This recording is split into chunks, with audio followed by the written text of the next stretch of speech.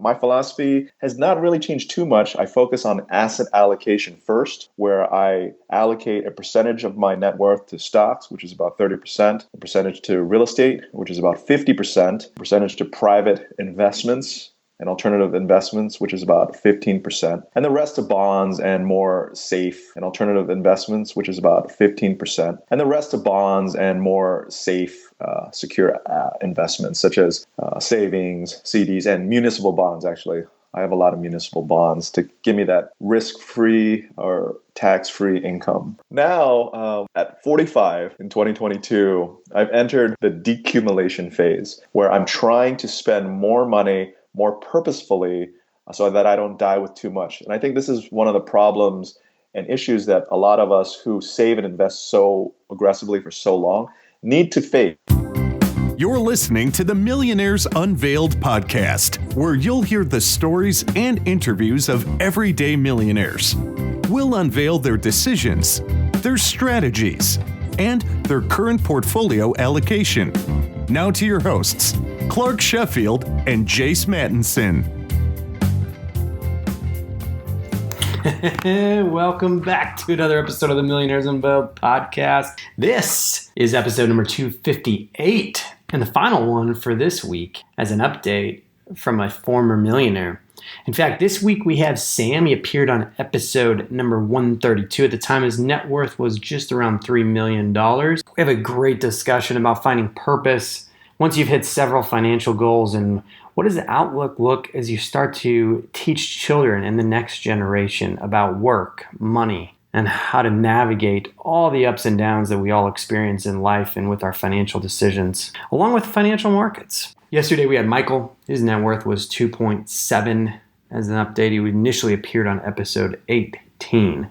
So if you're interested in that, go check that out. So without any further delay, let's get into the discussion with Sam. Today in the show, we've got a returning guest. We have the Financial Samurai. Financial Samurai, do you want to just give us a little bit of an update? I think we had you on the show a couple years ago now, pre-pandemic. What has changed? How has your net worth changed? Any philosophy changes in terms of how you're allocating, investing your money? I think, back in the day, you started your blog basically around the 08-09 crisis and how to navigate that. And here we are, 2022, a few years later, kind of in a similar but different cycle in a way. Yeah, well, thanks for having me on again. It's been a journey as a parent with two young kids since the pandemic began. Man, props to all the parents out there trying to manage work and loved ones and little kids. It's not been easy. Well, since we last spoke, my net worth fortunately has gone up. It's gone up about 40%, 15, 20% a year in 2020, 2021. 2022, not a great year for the stock market, obviously. We're down. We've recovered half of our losses, so we're only down about 10% as of August 15, 2022. But how has my philosophy changed? My philosophy has not really changed too much. I focus on asset allocation first, where I allocate a percentage of my net worth to stocks, which is about 30%, a percentage to real estate, which is about 50%, percentage to private investments and alternative investments, which is about 15%, and the rest to bonds and more safe, secure investments, such as savings, CDs, and municipal bonds, actually. I have a lot of municipal bonds to give me that risk-free or tax-free income. So really, there's been a lot of crazy times, right? March 2020, we crashed by 35% in the stock market. Then we went to all-time highs quite shortly. But I've always just focused on asset allocation because it helps you get through the muck, the mud, the bad times. You just focus on the percentages. Generally, things will turn out okay in the end. That's awesome. So your investment allocation, you're still sticking the course. I want to get into some of that a little bit, especially the alternative investments. I think those have become a little bit more popular, in the last couple of years. But I want to ask, as your net worth has grown and you've honed in on your investment strategy, has your spending changed? Have you had lifestyle creep, or are you still the same guy that's been doing this for the last 10, 15, 20 years? It's hard to change old habits.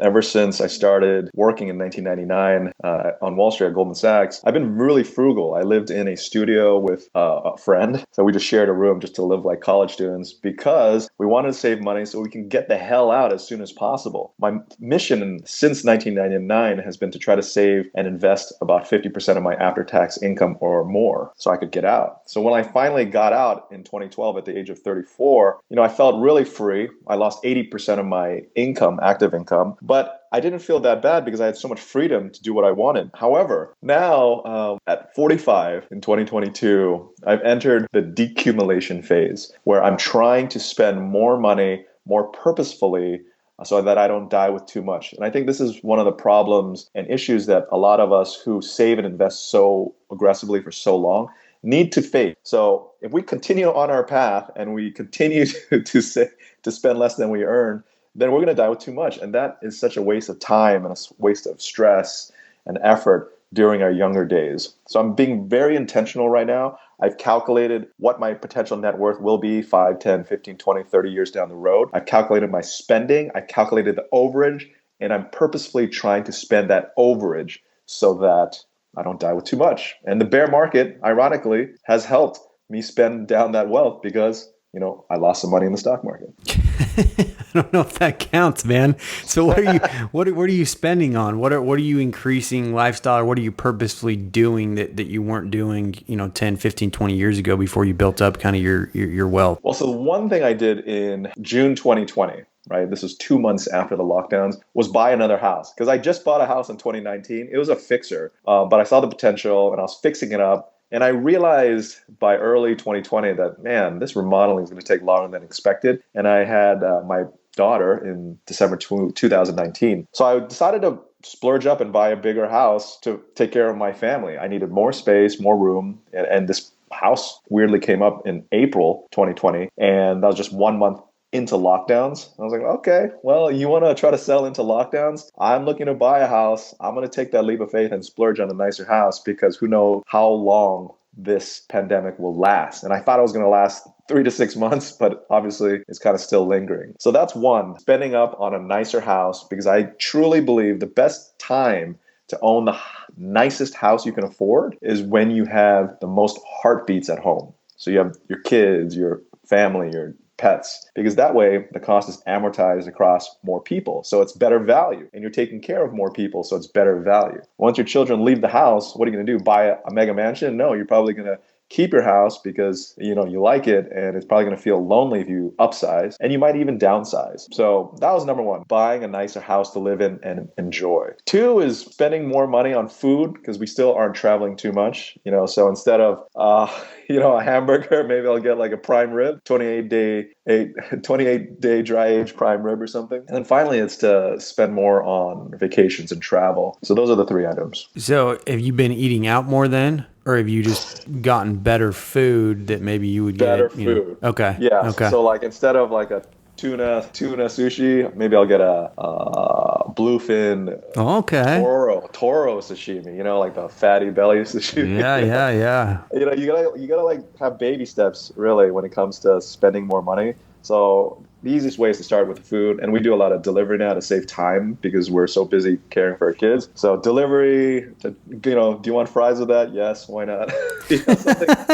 Delivery fees to save time and nicer quality of food. That's been like our main focus, especially since we've been at home so much. Yeah. So have you become I guess let me ask it this way: Have you also been a little bit more giving? You tip more as a result of all this and everything else, and obviously using delivery, you're probably giving tips and stuff there? Yes, so absolutely. So it feels great to order delivery, groceries and restaurant delivery, because one, you support the local restaurateurs and bars and the people who are side hustling to make money, right? It just feels good to support them, especially during the pandemic, and also to tip them, even if it's just like a couple bucks, right? You're ordering like like a drink or something. You just tip them, and it helps them keep busy, make money. And also, definitely focused more on charitable givings. One is this place called the Pomeroy Rehabilitation Center for the Disabled. Did you know that the largest minority group in the world are people who have a disability of a varying degree.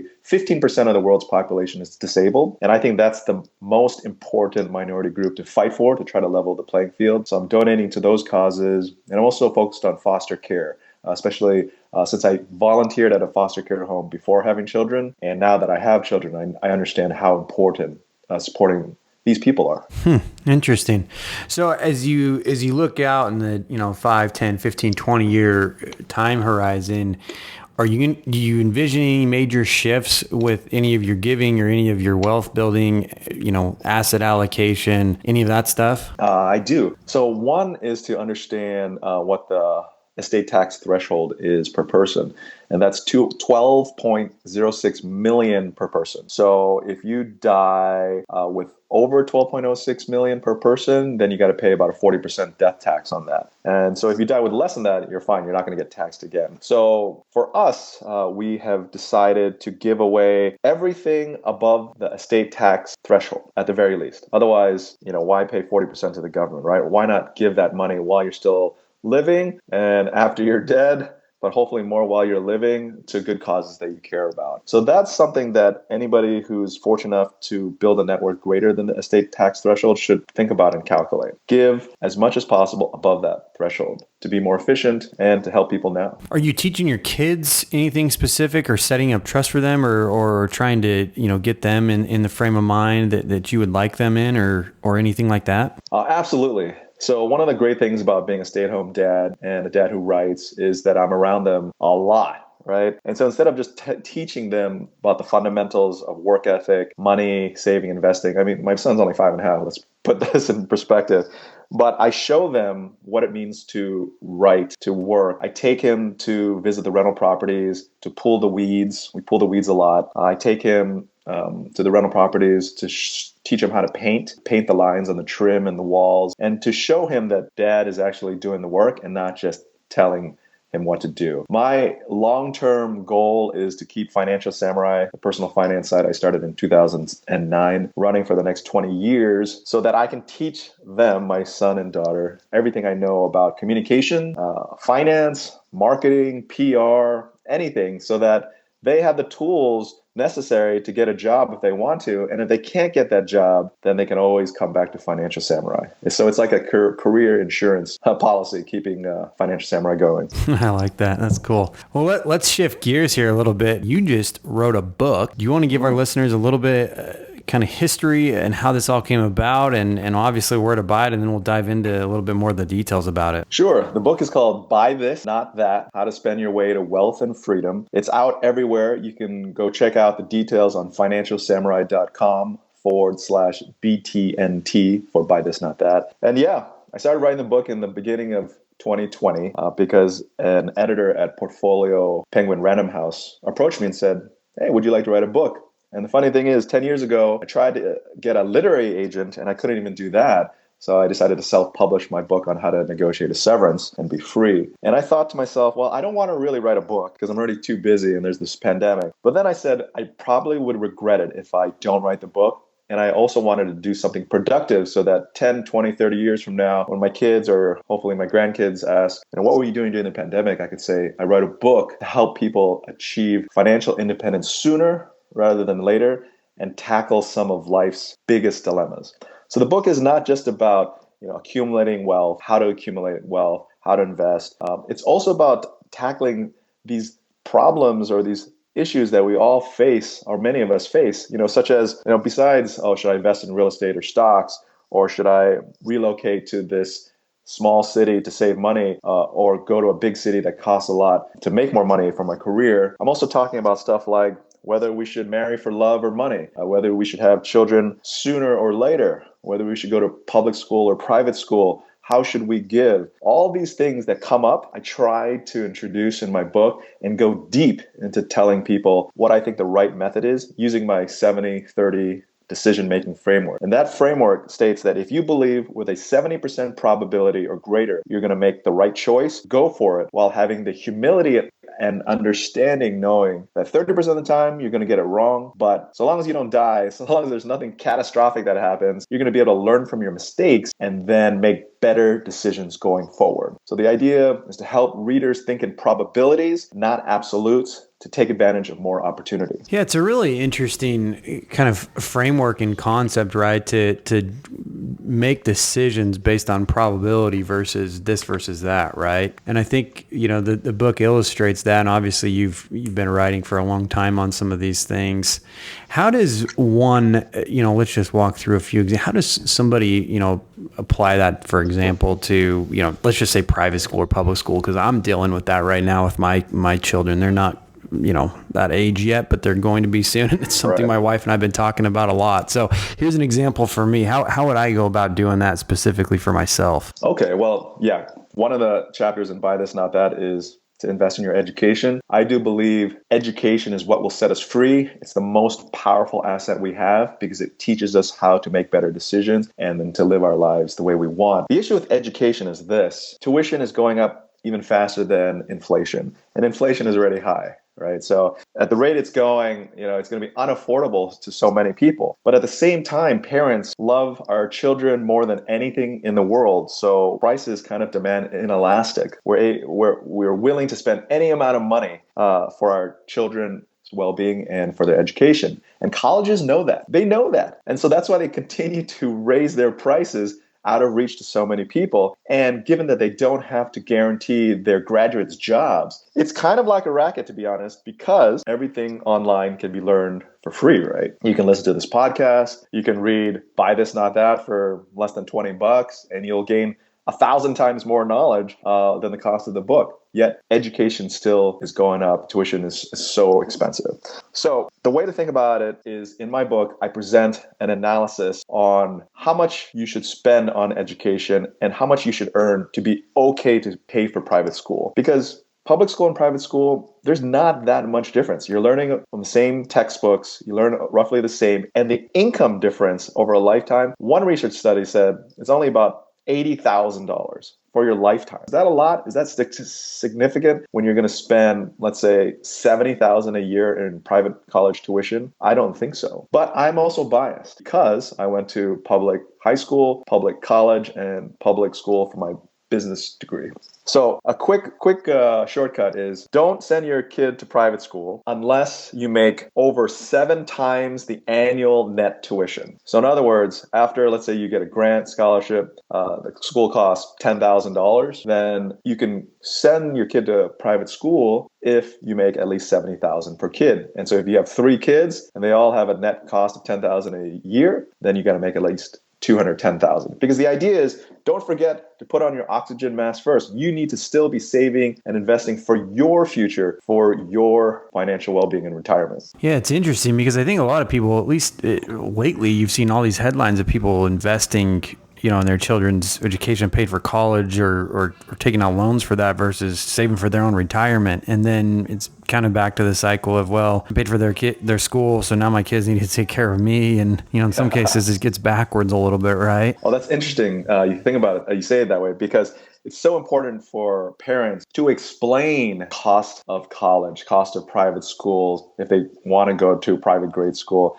and to explain how much we have to work, how much we have to save, how we're paying in after-tax dollars. So the more they appreciate it, the more they're not going to take their education for granted. And, your children might think, well, you know what? Instead of spending $70,000 to go to Boston University, maybe we go to the state school that costs $25,000, which is still a lot. But, with that difference, hey, maybe mom and dad, we can save and invest that difference. And maybe I can inherit that or half of that when I graduate, especially if I get a job. So it's really having these honest, open discussions so that our kids don't take our work, our money for granted, and to get them working sooner so they can save and invest on their own and appreciate the value of a dollar. One thing that you mentioned in here and I have a little section on is the happiness equation. Will you just dive into that a little bit and provide some color on that for our listeners? Yeah, so happiness equals reality minus expectations. The higher your expectations. So let's say you go to Harvard, right? It's only a 5% acceptance rate. you're expected to do great things. But let's say you graduate from Harvard and you just get a job like everybody else who went to a non-Harvard school. Probably going to be a little bit disappointed. And if you graduated from Harvard and don't have a job, you're going to be very, very disappointed, right? So it's really reality minus expectations. You need to understand reality and the way the world is. It's brutally competitive. Every single job you get is like winning the lottery because many other people were vying for that job. Any kind of investment gains is like winning the lottery too, because as we know, not everything goes up and to the right. And so we have to be appreciative, and we also have to manage our expectations, understand ourselves, and not suffer from Dunning-Kruger, which is this effect where you think you're better than reality, right? You got to be congruent with the reality and your thoughts. And so I personally have tried to manage my expectations, whether it's, publishing Buy This, Not That. I just tell myself, look, just to get through a 2-year process of writing the book and editing it is a success unto itself. Don't have expectations for trying to make the Wall Street Journal bestseller list or whatever. If it happens, great. Just be happy with the effort that you put in and day out, because that's the most important thing. So manage expectations to manage your happiness. I think that's awesome. So where can people get a copy of this book? Where can they order it? Where can they find it? So Buy This, Not That. You can get it on Amazon. It's that's probably the easiest place, and it's also the cheapest place to buy it. You can go to financialsamurai.com/BTNT. I think it's the best personal finance book you'll pick up because I read 20 other personal finance books before writing this book to try to understand what works, what doesn't. And what I realized is the books that do well are actually, they just scratch the surface, interestingly enough. They just try to make you feel good so that you feel like you're doing something. But Buy This, Not That goes deep. It teaches you how to build that wealth in a risk-appropriate manner. It teaches you how to think and what to decide on, and help you argue your beliefs with your friends and family. So I hope you do pick up the book and check it out, because I really think it's going to help you make better decisions going forward. That's awesome. So let's shift gears here a little bit. What's next for you? What does the next couple years look like? Obviously, you're going to continue writing on financialsamurai.com. This book's out. Are you going to write another book? What's kind of the mindset right now for you? After 2.5 years of writing the book, writing on Financial Samurai, being a stay-at-home parent to 2 young children, I am so exhausted. I am so damn tired. So I think, over the next 3 months, I'm going to really try to unwind. I'm going to try to decumulate, spend more on experiences, travel more, just to really kind of heal the mind, heal the body, because a lot goes into, your mind. I really think our mental health get beat up during this time period. And so I'm trying to heal and gear up for 2023. I know that my publisher, Portfolio Penguin, wants me to write another book. And so that is something that I'll deliberate. But before that, I really want to make Buy This, Not That one of those classic personal finance books that are unique and different than any other book out there. So I think that's going to be my goal. And I think I need to spend more time with my friends and my wife. The problem with work or trying to do something really hard is that you sacrifice your relationship with the people that you care about most. And it's such a balance. This is why I've woken up by 6 a.m. for like the past 13 years to write on Financial Samurai, because I'm trying to write before my wife and now my kids wake up. But it's really hard to get everything done in a couple hours, right? So it's really to spend more time healing the mind and to really nurture those relationships that I might have neglected over the past 2 years. What are practices that you're going to do to do that, heal the mind, work on those relationships? Is there anything specific that you do personally for that? Yeah, one is to set aside date night every single week. We didn't do that for like 2 years. That's pretty terrible. But more date nights with the wife, that's so important. Understanding that we have different strengths and to understand that not everything is 50-50 and that we do the best that we can at the moment. So that's one. Two is to practice breathing exercises. We can all do it, but I think it's underrated. I think one of the best breathing exercises is like a 5, 6, 7 route where you inhale for 5 seconds, you hold your breath for 6 seconds, and then you try to exhale out for 7 seconds. And then you repeat that process over a 1 or 2 minute time period. This should help calm the nerves, make you feel more at peace, and overall help you with where you are at the moment. And then anything else, I think just exercise and play more tennis and softball. Those are my favorite activities. And also writing. Writing is really cathartic. So if anybody is struggling during this pandemic, maybe instead of like boozing it up or smoking or whatever, try to journal your thoughts, write, because it forces you to be very intentional with what you're thinking. It also forces you to review your logic. And so you will discover things about yourself through your writing that you really wouldn't have discovered otherwise if you weren't as intentional. I was just about to ask about the tennis, man. So you still playing tennis then? Yeah, Nice. I was ranked 5-0, which is in USTA 5-0. There's like 1% who are ranked in the 5-0, but I was a terrible 5-0. I was like the worst 5-0 level tennis player you can imagine. But I was stuck in purgatory for 5 years battling these 26-year-olds who just played college tennis. And finally in 2022, I was able to self-rate down to 4-5. And then finally, I had a winning record. Finally, I had some fun instead of just getting beat up by all these young guns. And so I played 23 matches at 4-5, and our team, my club team that went 0-7 last year, I wasn't on the team. We won the city championship this year at 4-5. So it was like a great turnaround. Nice. That's awesome, man. Yeah, it was so fun. I was gonna say I'll have to get out there and play it, except for I'm not a 4-5, so you'll be whooping up on me. Well, there's a secret. It's called business development tennis, just like business development golf, where you might not be the same level as me, but I can play down to your level to make things better. It's true. Make you happier, and then the business develops that way. Yeah, I hear you, man. I partake in both of those activities. Tennis is a little tougher, right? Because you got the other, golf. It's like if you hit a shot off in the woods, man, you can go chase your own ball, Exactly. Tennis, you got to be kind of similar level, or the better player has to be really patient. Yeah. And has to have the skill not to let the inferior player feel bad about themselves, right? It's really a skill. And this is about, it's a business skill. Yeah, no, it's true. It's crazy how, these things that I just barely touched when I was a kid, got more into in high school, college, mainly tennis, and then golf later in life, or because I played other sports, but these two specifically, now that I with business and everything else, and the social aspects with them and all the lessons that you learn, and I'm hoping my kids will pick them up a little earlier than I did. That's for sure. Yeah, that'd be fun. I mean, there really is a skill to being a sandbagger, in the sense that you don't want to be. If you're known as a sandbagger, then you're not doing it right? You want to actually be known not that good, but who can step it up and surprise people on the upside, but also people just think you're not that good too.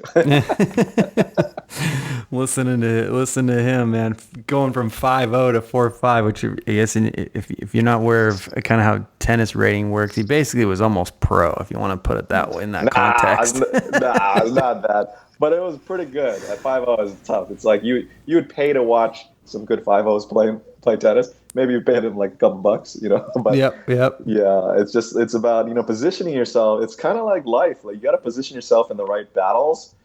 Otherwise, you're always going to be miserable. And again, this is about expectations, right? If you're a 5-0, you're expected to beat all the 4-5s, and you're expected to be really good. But at 4-5, you're still okay, but you're not expected to be that great. And so you can win more, and then it's like, the expectations are lower, and it feels better. You're in the right game. Yeah, that's awesome.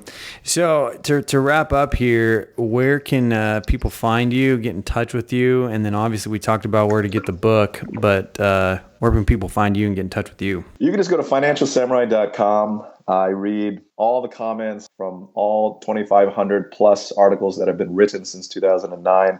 It's just, if you leave a comment, I'll see it. And if you have a question, just leave a comment. That's probably the best. And if you ever have a financial question or you're just curious, type in your question and then add Financial Samurai to it. I'm pretty certain with 95% probability, I will have addressed your dilemma in one of my blog posts. And definitely go buy this, not that. It's a Wall Street Journal bestseller. I didn't expect it, but it happened. So now I feel great, and I can go buy myself a nice prime rib dinner maybe later tonight. That's awesome. Once again, that's Financial Samurai. Thanks for coming on the show today. Thanks so much for having me. It's great to connect every 2 years. Let's do that. 2 years. Awesome. Thanks, man.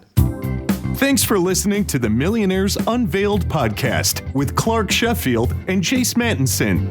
For more stories, investment opportunities, and information, check out our website at millionairesunveiled.com. See you next time when you'll hear from another everyday millionaire.